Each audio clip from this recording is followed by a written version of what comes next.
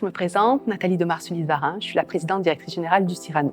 Je travaille à développer une IA efficace et responsable.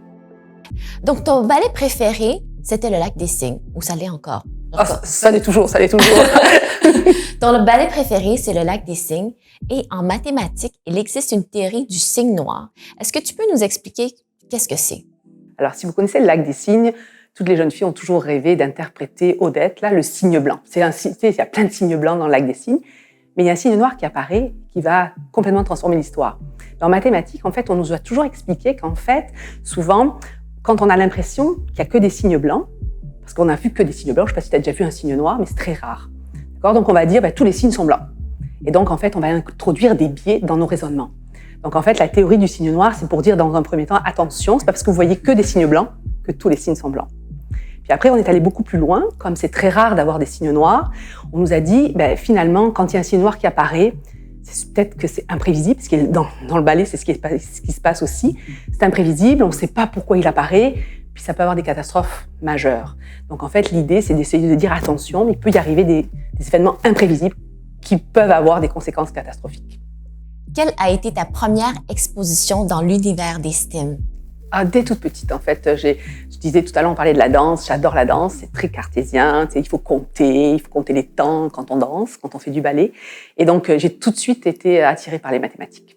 Donc, dès toute petite, en fait, je trouvais que c'était un moyen de résoudre des problèmes, de les comprendre, de les modéliser. Donc, dès toute petite, en fait, je me suis mise... J'avais un intérêt pour les mathématiques. Est-ce que tu t'es dit, je vais être mathématicienne un jour? Non, je me suis dit, comment je peux faire pour utiliser les mathématiques pour résoudre des vrais problèmes? Donc, j'ai fait des mathématiques appliquées. Et d'ailleurs, je suis allée vers l'économie, en fait, rapidement. Donc, j'ai vraiment fait, moi, un diplôme qui intégrait à la fois les mathématiques et l'économie pour pouvoir résoudre des problèmes économiques en utilisant des techniques mathématiques un peu sophistiquées. En tant que mathématicienne également, je me demande, est-ce que tu peux nous expliquer ou nous parler de la première fois que tu as programmé et c'était quoi, dans quel langage? En fait, ça fait longtemps, par exemple, mais quand tu fais des mathématiques, à un moment donné, c'est ça, tu as une démarche algorithmique, vu que tu veux résoudre des problèmes complexes, il faut que tu trouves un moyen de le rendre, en fait, finalement, qu'est-ce qui va se passer? Donc, même quand j'étais à l'école primaire, secondaire, pas trop, à mon époque, mais dès le début de l'université, en fait, on programmait dans des langages Fortran, par exemple, ou dans des langages Lisp, je sais pas si ça existe encore, mais en tout cas, c'est des langages vraiment au départ qui étaient, mais très basés, en fait, finalement, logique, et donc qui allait vraiment bien avec ce que j'ai fait. Mais après, évidemment, quand tu fais de l'économie, tu essayes de faire des analyses statistiques poussées, donc le code est tout le temps intégré finalement dans ta logique. Jusqu'à maintenant, on utilise R, par exemple. On est passé des modèles statistiques économétriques en utilisant des logiciels, puis maintenant, on est passé au langage ouvert, et puis on utilise R partout. Donc, j'en comprends, programmation, mathématiques, économie, statistique. Comment tu as intégré l'intelligence artificielle dans ton métier? En fait, quand on essaye de trouver des modèles mathématiques ou des algorithmes pour nous aider à résoudre des problèmes, souvent on se pose la question, comment on arrive au problème, est-ce que la solution c'est la bonne?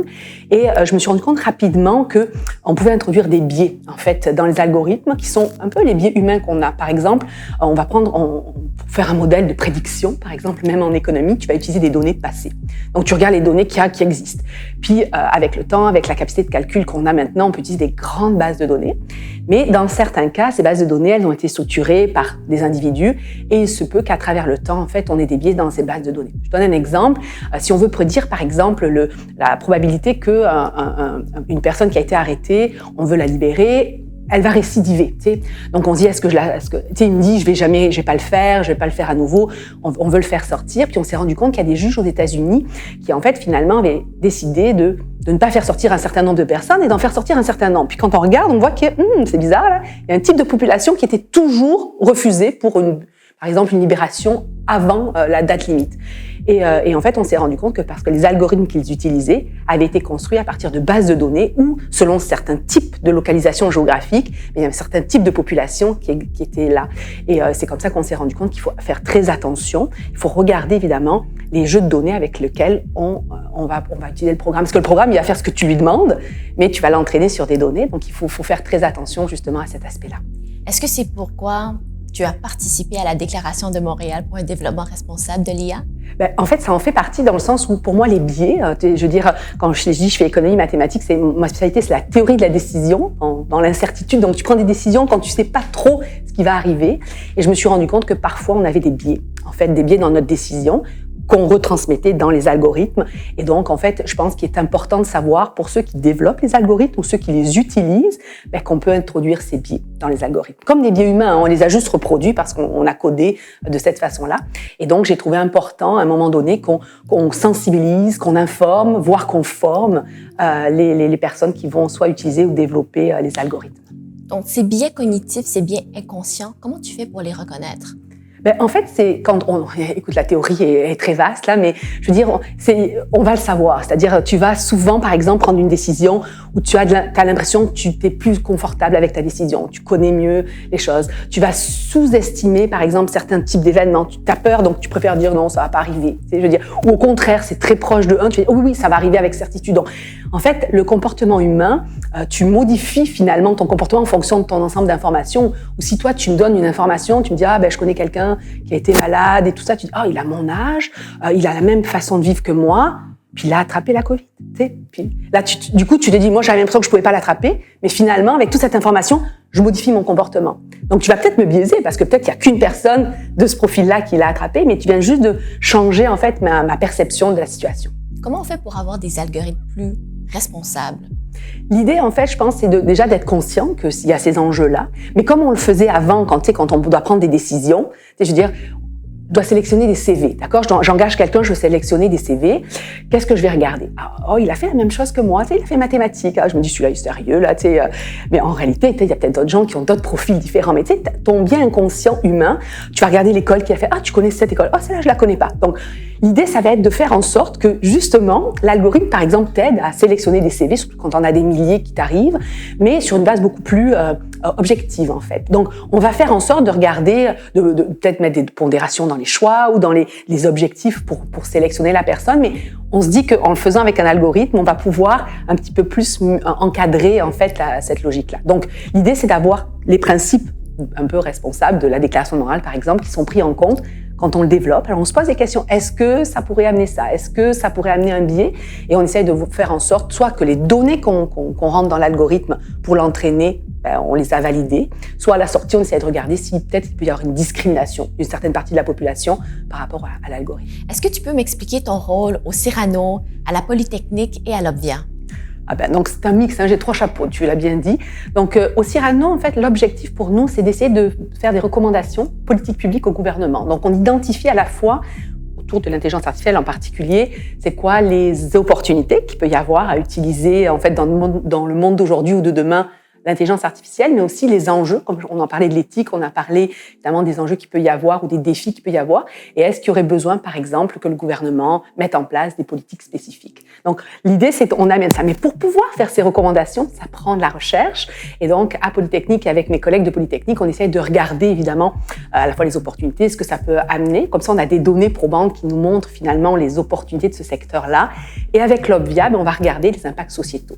Donc on va aller regarder finalement, comme on l'a dit tout à l'heure, est-ce qu'il peut y avoir des biais éthiques, est-ce qu'il peut y avoir des biais qui sont introduits en fait finalement dans les algorithmes, et comment on peut aller vers une innovation plus responsable. Donc si tu prends ce qu'on fait en recherche un peu plus fondamentale à Polytechnique, la recherche appliquée sur les impacts sociétaux à l'Obvia, ça permet au Cyrano finalement après de faire des recommandations de politique publique au gouvernement. Où est-ce que tu vois ton domaine dans 5, 10, 15 ans? À la vitesse où ça avance, en fait, on s'arrêtera jamais parce qu'évidemment, il y a toujours des nouveaux défis qui apparaissent et des nouvelles opportunités. Donc, quand on parle évidemment de la transformation numérique qui est en train de se mettre en marche, qui est en marche déjà, mais on commence à vraiment voir finalement les impacts que ça peut avoir. Maintenant, on a des mondes connectés, on a des données qui sont collectées de tous les côtés, on va peut-être avoir des voitures autonomes qu'on va pouvoir utiliser à grande échelle. On se rend compte que les défis vont être là. Donc, en fait, notre modèle, il va nous amener à être encore plus tout à l'heure, je parlais d'éduquer, là, donc s'assurer qu'en fait, justement, cette éducation-là, elle est bien implantée dans tout le continuum de l'éducation, en parlant du primaire, secondaire, cégep, université, et aussi de faire en sorte, en fait, qu'on arrive à sensibiliser les travailleurs dans les milieux. Donc, tu sais, on va aller, et donc, on avance rapidement. Le défi qu'on a, évidemment, c'est de pouvoir avoir les problèmes, les identifier en même temps qu'ils arrivent, parce que, tu sais, souvent, à Cyrano, ce qu'on essaye de faire, c'est d'être en avant de la parade. C'est-à-dire qu'on n'attend pas qu'un problème arrive pour dire, là, il faudrait peut-être trouver une réglementation ou l'encadrer. On essaie d'anticiper les problèmes. D'accord? On essaie de voir le signe noir qui va apparaître, là. C'est pas évident, ça. La Déclaration de Montréal pour un développement responsable de l'IA, il y a plusieurs formes de déclarations et de principes au niveau mondial. Comment est-ce qu'on fait pour avoir une régulation qui est un peu plus centralisée? Parce que si on pense aux grandes compagnies, les Google de ce monde et autres sont vraiment internationales, qu'est-ce qu'on peut faire? Est-ce qu'il y a une façon de travailler ensemble? Ben, aujourd'hui, il y a des initiatives en fait qui sont.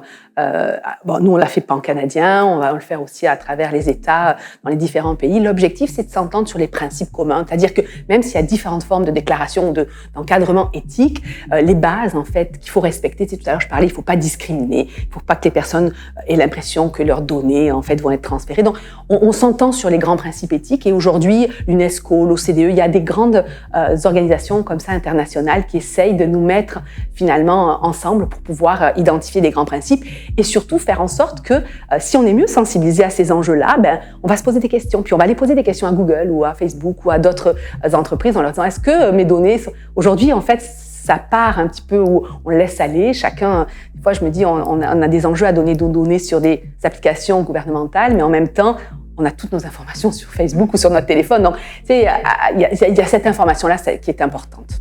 Est-ce que tu crois que chaque personne a une démarche personnelle à faire également ou professionnelle pour le volet éthique? Je pense qu'il faut qu'il y ait vraiment un changement de culture, en fait, dans le sens, c'est pour ça que tout à l'heure, je disais le mot responsabilité très important. Il y a une responsabilité individuelle et une responsabilité personnelle. Tu sais, c'est comme à un moment donné, quand on parlait des antivirus sur les ordinateurs. Tu sais, je veux dire, c'est sûr que si tu n'as pas d'antivirus sur ton ordinateur, tu vas pouvoir attraper un virus, puis tu vas pouvoir peut-être contaminer ton ordinateur et les gens avec qui tu communiques. Donc, mais quelque part, on essaye de faire attention. Tu sais, il y a des organisations qui regardent les virus partout. Mais si toi, tu vois, la démarche individuelle est importante. Ça va être pareil avec l'éthique ou avec l'IA. C'est à un moment donné, il va falloir se poser la question est-ce que je donne un consentement global, prenez mes données, faites-en ce que vous voulez, ou est-ce que vous allez commencer à poser des questions? Puis souvent, en fait, ce qui est intéressant, c'est qu'on parle beaucoup de réglementation par l'information, c'est-à-dire si tu poses des questions et qu'on te répond, ou qu'on est obligé de te répondre, ça va être important pour toi de dire finalement c'est pas aussi sécuritaire que je pensais. Donc, je pense qu'on va vers une société qui va poser plus de questions, qui va avoir plus d'informations en fait sur les défis que ça peut poser. Une personne qui voudrait travailler éventuellement comme scientifique de données ou ingénieur, comment est-ce qu'elle fait pour se former en éthique également? On essaye actuellement de transformer nos programmes pour pouvoir intégrer en fait à l'intérieur finalement des programmes ces notions-là d'éthique et de responsabilité. Il y a beaucoup d'offres en fait. Il y a des écoles d'été, il y a même des fois des cours des programmes en ligne très courts qui expliquent au moins. Donc l'idée c'est vraiment sensibiliser, informer et l'objectif c'est que ce soit intégré dans la formation initiale. Donc là, on est dans une transformation un peu de nos programmes pour essayer de prendre en compte l'éthique. Et c'est pas un 3 heures d'éthique qui va changer un programmeur, mais si, quand il programme, on lui rappelle toujours qu'il y a peut-être un enjeu, il y a peut-être des défis, ça va changer sa façon de voir les choses. Donc on veut plus que ça devienne en fait une contrainte, ça devient une condition, évidemment, au développement. Est-ce que présentement, le volet éthique, algorithmique ou technologique, il est gouverné de façon privée ou plus ouverte avec la collectivité? C'est sûr que y a vraiment une communauté ouverte. Là, je veux dire, l'objectif aujourd'hui, on l'a vu parce que quand on discutait sur est-ce qu'on peut mettre de la propriété intellectuelle sur un code ou des choses comme ça, on le voit, c'est une question qui se pose beaucoup. Donc aujourd'hui, c'est plutôt une communauté ouverte qui partage beaucoup, et c'est là où on arrive à faire des avancées rapides en fait scientifiques parce que justement, on se partage les choses et même on est capable d'identifier des biais. En revanche, après, toutes les organisations privées ont leur propre gouvernance à l'intérieur de leurs données. Et puis, c'est souvent des petites choses écrites en tout petit, là. Tu sais, à la fin, est-ce que vous êtes d'accord? Puis, tu lis pas, tu dis oui, j'accepte rapidement pour aller plus vite parce que tu veux avoir l'application tout de suite. Donc là, on s'attend à ce que ces entreprises-là aient une démarche responsable. En conclusion, Nathalie, quel est ton conseil pour les jeunes? Mon conseil pour les jeunes, c'est que qui suivent leur passion. Là, tu sais, je veux dire, c'est sûr qu'aujourd'hui, on le voit avec la transformation numérique dont on parlait juste avant. Il y a vraiment un engouement en fait tout va changer en fait. La technologie va faire partie de nos vies aujourd'hui. Mais je pense qu'il est important, c'est rester humaniste en fait dans son comportement, de faire attention. C'est-à-dire que de plus en plus, en fait, on est dans un comportement individuel. Nos sociétés sont comme ça, mais nos actions peuvent avoir un impact sur la société sans le vouloir parfois. Donc, c'est d'être plus sensibilisé justement aux impacts de nos actions. Puis avec le numérique, ça peut être encore plus, ça peut partir encore plus gros que si tu avais une action individuelle, ponctuelle à un endroit.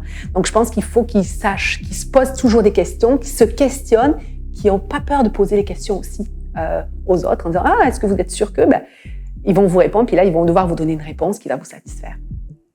Est-ce que tu as déjà vécu des défis et comment tu as fait pour les surmonter? C'est sûr que quand on fait, c'est une bonne question évidemment, parce que c'est comme ça qu'on apprend, c'est comme ça qu'on grandit, c'est comme ça qu'on avance dans la vie.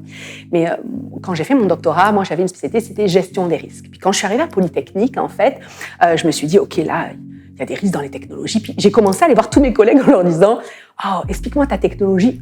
Puis, il y a des risques. Puis à chaque fois qu'ils me voyaient arriver, après ils me disaient, ok, elle va encore nous trouver des risques. Et je me suis rendu compte, en fait, ce qui était important quand on travaille en gestion des risques, par exemple, c'est de définir aussi les opportunités de la technologie. Et en fait, à un moment donné, on va faire une balance entre il y a des risques, on est prêt à les accepter ou pas, et il y a des opportunités qui vont nous faire avancer. Donc, ce qu'il faut faire attention, et puis je pense que c'est important, c'est que l'innovation, si on pense qu'au côté négatif, on va peut-être pas mettre en avant les opportunités, pas prendre les bonnes décisions. Donc, souvent, on a notre biais de formation. Moi, j'étais là pour les aider. Alors, j'ai dit, mais non, on va faire de la prévention, on va les aider. Mais en même temps, les gens me voyaient comme celle qui allait toujours empêcher finalement l'évolution parce que j'étais toujours en train de trouver un risque ou quelque chose qui pouvait arriver. Tu sais, mon signe noir, là, moi, j'étais l'anticiper tout le temps. Puis, j'étais le signe noir de Polytechnique.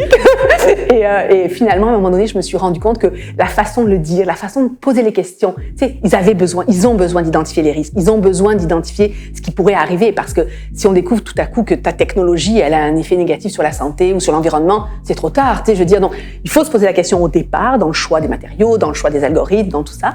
Mais je pense que c'était important pour moi de comprendre que l'approche, tu sais, pure et dure dans mon domaine n'était peut-être pas la bonne. Donc ça a été un premier élément parce qu'au début, les gens ne voulaient plus me parler parce que j'allais être celle qui allait détourner finalement l'objectif du développement technologique et c'est partout aujourd'hui. Tu sais, je veux dire, les agences réglementaires, tu sais, on peut parler par exemple de l'AMF avec tout ce qui est les fintech aujourd'hui.